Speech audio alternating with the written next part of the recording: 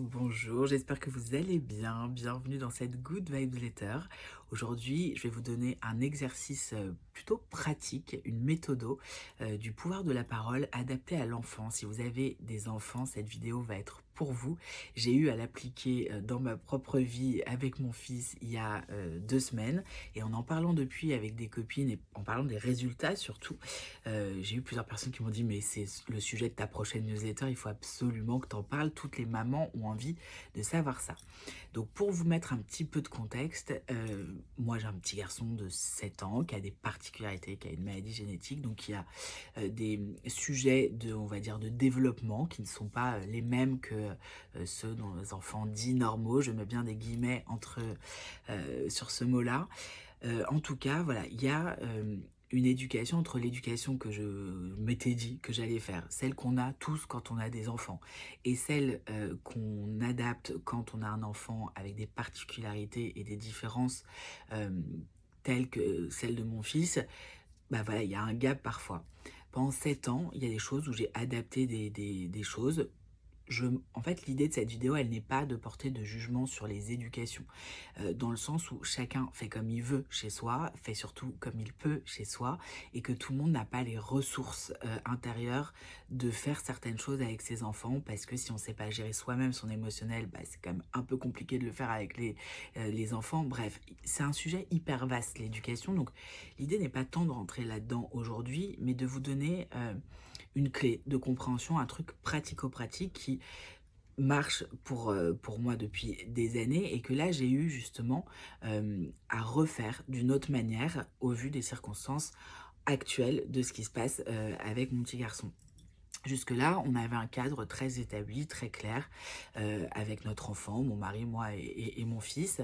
Euh, il avait le droit, par exemple, je vous donne une histoire, de à table avoir une voiture parce que justement, vu avec la neurologue pendant des années, il avait un sujet de concentration et que avant d'apprendre à manger tout seul, l'idée était vraiment de le concentrer, de le laisser à table. Enfin voilà, bref. Après, vu de l'extérieur, il y a peut-être plein de gens qui pensaient certainement, ouais, il mange avec un truc à table et tout. Moi, personnellement, ce qui me saoulait souvent, c'est quand il y a d'autres enfants où on est obligé d'adapter les règles avec d'autres enfants. Mais moi, j'ai pas de sujet là-dessus. En fait, les gens qui ne posent pas de questions et qui jugent, je m'en fous et je les laisse, on va dire, derrière. Maintenant, il y a des cadres. Un cadre, c'est fait pour évoluer. Des règles sont faites pour évoluer, c'est-à-dire qu'on n'a pas à les faire évoluer tant que tout est OK pour soi.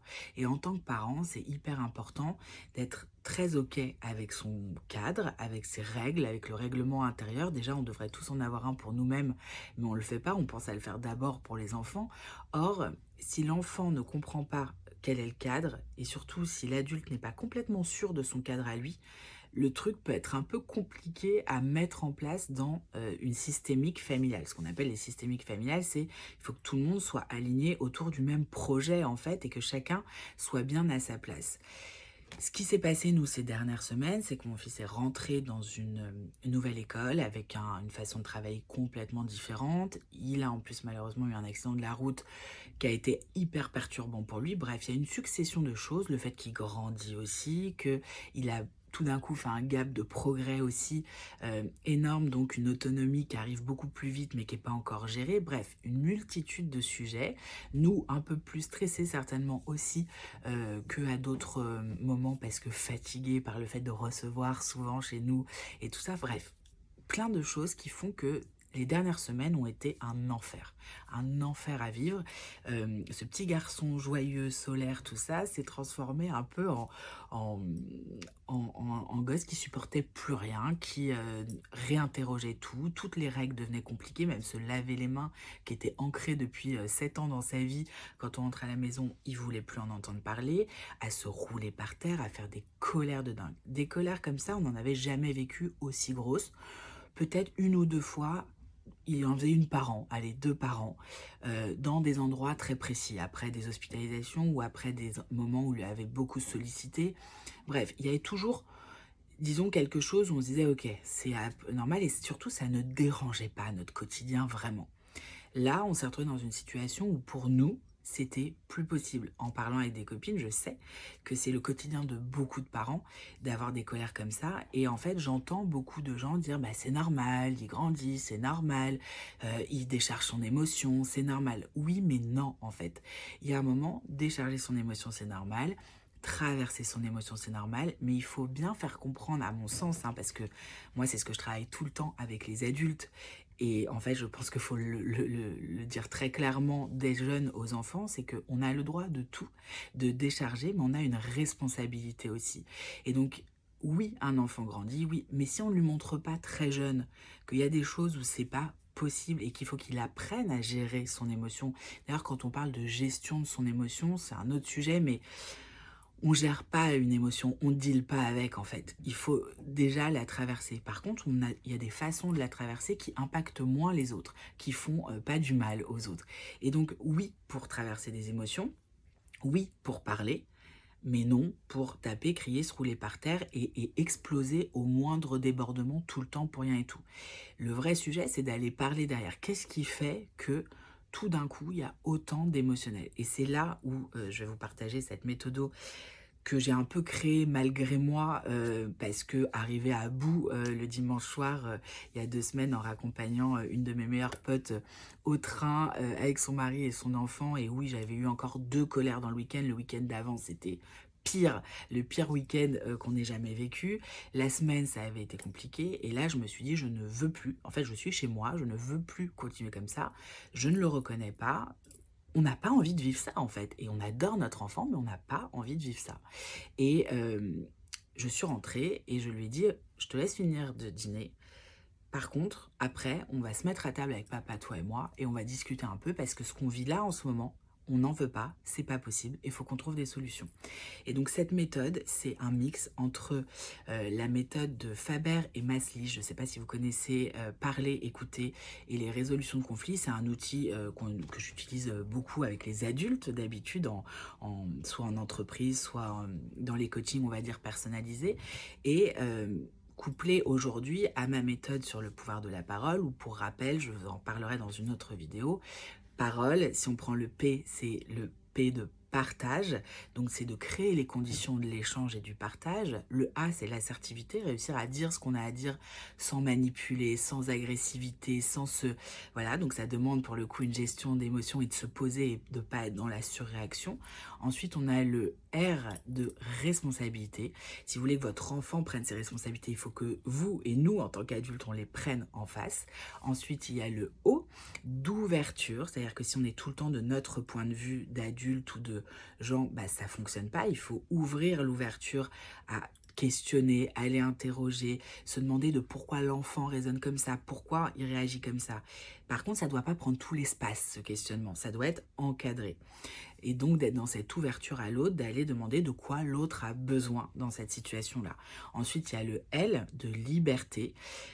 Beaucoup de gens sont à la recherche de liberté et peu comprennent que c'est dans un cadre qu'on trouve sa liberté. C'est-à-dire que trop de liberté tue la liberté et qu'il y a un cadre. Le cadre ne veut pas dire un cadre fermé, un cadre trop petit, trop serré, étouffant. Le cadre, on peut le faire vachement plus large, on peut le faire joli, on peut... Voilà, il y a plein de façons de mettre un cadre, de mettre des process qui nous portent. Le problème, c'est qu'on dès qu'on pense cadre, on pense règles, on pense restrictions, on pense école, on pense... Non, en fait, on est des adultes, on a le droit de se mettre les cadres qu'on veut chez nous. Et en fait, chacun fait ce qu'il veut chez soi, avec ses enfants, en fonction des particularités de ses enfants. Le seul truc vraiment à comprendre, c'est que en tant que parent, je pense, c'est on n'a pas à subir quelque chose qu'on ne veut plus vivre chez nous. Et on n'a pas à subir l'émotionnel des autres, que ce soit des adultes, que ce soit des enfants. Donc, il y a un moment, il faut recadrer les gens qui viennent polluer notre écologie intérieure et de quotidien et de vie. Parce qu'en fait, à partir du moment où on vit ensemble, il faut que les choses soient dites, libérées, mais que chacun prenne en fait cette responsabilité. Et nos enfants sont capables de le faire. Il faut juste les y amener en fait. Et donc le juste, quand je dis juste, c'est un boulot, hein, à part entière clairement, mais c'est ça qui est à mon sens essentiel. Ensuite, il y a le E, le dernier de ce parole, qui est l'écoute. De s'écouter soi, est-ce que je suis ok de vivre ça? J'en peux plus en fait, donc comment je fais? D'acter en fait, de s'écouter que là non, les limites sont atteintes, c'est pas possible. et aussi écouter l'autre, de se dire, bon, bah en fait, on va peut-être prendre du temps. Et ce dimanche soir, on était fatigués, voilà. Je pense que mon mec avait absolument envie de faire tout sauf de se retrouver autour d'une table avec moi, mon fils, pour essayer de comprendre et de se faire chier, entre guillemets, à mettre, voilà, à remettre un cadre et tout. Sauf que ça a été un truc qui nous a absolument sauvés, dans le sens où on s'est mis à table tous les trois. On a commencé par notre fils, par Raphaël, en lui disant, voilà ce qui se passe en ce moment. T'es d'accord que tu te mets en colère, t'es d'accord que c'est ingérable. Nous, on ne veut plus vivre ça. Donc, on veut comprendre pourquoi tu vis ça. Qu'est-ce qui se passe? Et en fait, à chaque chose que tu veux plus vivre, que papa veut plus vivre, que maman veut plus vivre, on va essayer de trouver la règle euh, ou la phrase qui nous permettrait de vite nous remettre dans ce qu'on veut vivre. Et donc, du coup, on peut libérer la parole. C'est-à-dire qu'on a fait un tour de parole. On a d'abord laissé la parole à Raphaël pour qu'il se sente entendu, compris, méchant. Et là, on a été assez surpris parce que ce petit garçon de 7 ans nous a dit des choses hyper sensées. Euh, en nous disant des choses sur l'heure à laquelle on le réveillait le matin, qui était trop tôt. Bref, on a eu une discussion où on lui a dit, bah ok, mais il faut être à l'heure à l'école, donc moi je veux bien, mais il faut que tu sois prêt dans cette demi-heure-là. Du coup, on lui a montré l'horloge, enfin voilà, on lui a montré, on l'a mis face à des responsabilités, en fait, de ok, tu veux te lever plus tard, bah voilà, si t'es fatigué, mais il faut être prêt à telle heure. Après, il nous a aussi dit que bah il y avait énormément de travail. Jusque-là, on le savait. On n'avait pas mesuré à quel point ça l'impactait, ça le fatiguait. Ça nous a permis le lendemain d'avoir une conversation avec la maîtresse qui nous a dit, en effet, il est quasi en cours particulier depuis quelques jours parce que suite à l'accident, il y a des enfants qui sont pas là, qui machin. Donc, je le pousse à donf. Bah ouais, mais c'était peut-être un peu trop, et donc fallait que les adultes aussi se régulent autour d'un petit garçon qui montre jamais rien, qui est nickel partout à l'école, mais qui en fait déchargeait tout chez nous. Et depuis, bref, on a mis plein de choses en place. Nous, on a dit aussi en tant que parents, papa, qu'est-ce que tu veux plus vivre? Maman, qu'est-ce qu'elle veut plus vivre? Et on mettait la règle à côté. Donc, on a établi une liste de règles qu'on a collée sur le frigo, qui n'est pas une règle, j'ai entendu, enfin j'ai lu enfin je l'avais envoyé par exemple à ma belle-mère qui m'avait envoyé l'enfant parfait et tout, et c'est marrant parce que ça, en lisant le texto, je me disais, ouais mais non, pas du tout pour ça que je l'ai fait, et donc c'était très mignon, je voyais là où elle voulait en venir, mais en fait c'est surtout pas des règles pour devenir parfait, c'est des règles pour avoir la vie qu'on veut vivre, et c'est une sorte de règlement intérieur. L'idée n'est pas que tous les jours il se colle une pression et qu'on se colle une pression pour y répondre absolument et être parfait. L'idée, c'est d'avoir un cadre très clair de ce qu'on attend de nous-mêmes et de ce qu'on attend de notre enfant, de ce qu'il peut attendre aussi de nous, et que ça vienne en fait un jeu où, en fait, après avoir déposé ces règles, ce cadre, d'avoir discuté, d'avoir mieux compris, on lui a dit, bah ok, là-dessus on va lâcher, parce que t'as raison, t'as grandi, t'as machin, mais on lui a aussi fait comprendre qu'avec sa maladie, il y avait aussi des choses où on ne pouvait pas tout lâcher pour sa sécurité. Donc en fait, il a entendu, il a compris, ça nous a permis aussi de parler justement de son équilibre dans les escaliers, de ses maladies, voilà, donc ça a été hyper intéressant de parler, et pour le papa, moi aussi, d'entendre ce que le papa voulait plus vivre, ce que moi je voulais plus vivre, et donc de se constituer notre cadre à nous. On a collé ça sur le frigo. Le soir, il est allé se coucher normalement. Et depuis, on a eu une colère qu'il a gérée parce qu'on a mis en place une règle pour la colère qui était: les colères, tu as le droit d'être triste, d'être tout ce que tu veux, d'être machin. Surtout l'accident, tu as le droit d'en parler. Maintenant, quand tu es juste triste et tout, tu viens nous en parler, on prend le temps, on prend une petite bougie, on souffle dessus pour faire partir la colère, ok. Par contre, quand il y a débordement de colère, que tu n'écoutes pas, que tu nous hurles dessus, que tu cries, que tu deviens tout rouge, que tu tapes, là, c'est direct au coin et on te laisse tout seul te calmer et te gérer. Et quand tu es prêt à venir nous reparler, on reparle. Mais en fait, on ne deal plus avec ta colère, on ne deal plus avec... En fait, là, c'est comme ça que ça va se passer à partir d'aujourd'hui. Et si on répète plus de 3 fois les choses, c'est le coin direct. En tout cas, le coin, chacun a ses notions de coin. Il y en a, c'est dans leur chambre. Il y en a, c'est vraiment dans un coin. Voilà, chacun fait comme il veut en tant que parent, mais en tout cas, c'est l'endroit où l'enfant peut aller décharger et s'isoler, mais tout seul, en fait, sans que ça déborde et que on soit que tout soit concentré sur lui. Et en fait, la colère du lundi, il a pu vachement bien la gérer parce qu'on lui a dit, la première fois, ça a été dur. On lui a dit, bah tu comprends, t'as vu les règles du frigo d'hier, on va faire ce qu'on a dit. Et donc on l'a eu. Et il est revenu de lui-même tout seul, ce qui n'était jamais arrivé sur les autres colères avant, nous dire: je suis très fatiguée, c'est compliqué cette journée. Il nous a raconté des choses qu'on a pu, du coup, ce que je vous disais, verbaliser le lendemain avec la maîtresse et comprendre que, bah ouais, en effet, il y avait aussi un vrai sujet d'équilibre pour lui, parce qu'il n'a plus de sieste, parce que plein de sujets. Pourquoi je vous raconte tout ça? Parce que chacun a ses règles, chacun a son cadre. Par contre, donc on n'est pas en train de dire quelles sont les bonnes règles à mettre en place chez vous. Il n'y a que vous qui pouvez le savoir par rapport à vous, votre façon de vivre, s'il y a des frères et sœurs, s'il y a... La seule chose sur laquelle je veux attirer votre attention, parce que je trouve qu'il y a aussi pas mal de dérives de parentalité dites positives, où à force de tout le temps être dans la discussion, et je suis la première à parler et à prôner la parole, hein, mais à force d'être tout le temps dans le fait d'expliquer, de comprendre, et ben ça devient pas clair pour les enfants. Alors qu'un enfant a besoin, mais comme nous en tant qu'adultes aussi, mais des enfants pour leur construction encore plus, de cadre. Il faut qu'ils le sachent en fait où sont les limites. Avant, ils savaient très bien où étaient les limites, ils les dépassaient pas tant que ça, ou 2 fois par an, donc on n'avait jamais trop eu. Et là aujourd'hui, on a mis un cadre plus adapté à qui il est, à ce qu'il est capable surtout de faire aujourd'hui, puisqu'il y a des choses où vraiment psychologiquement, mentalement et physiquement, il n'était pas capable, contrairement à d'autres enfants de 3 ans ou de 4 ans quand il avait cet âge-là. Et donc des règles, elles sont faites pour se réadapter, elles sont faites pour se remettre au goût du jour, elles sont faites pour évoluer exactement comme vous évoluez, comme votre enfant évolue ou vos enfants évoluent.